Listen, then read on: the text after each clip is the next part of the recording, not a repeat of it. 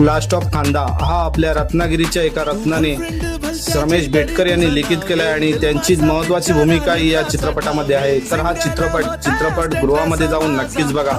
आजपर्यंत आपण खान कुटुंबियांना साऊथच्या मूवींना खूप मोठं केलं, आज आपल्या मराठी माणसाला मोठं करण्यासाठी हा चित्रपट गृहामध्ये जाऊन नक्कीच बघा।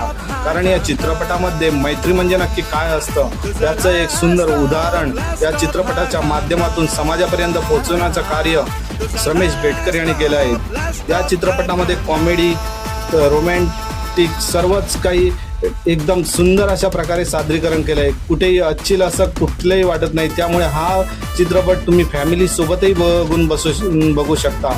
या चित्रपटामध्ये खूपच सुंदर अशी भूमिका सर्वच कलाकारांनी केली आहे। या भूमिकेमध्ये आपल्या हास्य जत्रेतले 3 ते 4 कलाकार आहेत। त्यामध्ये प्रभाकर मोरे असू दे, बने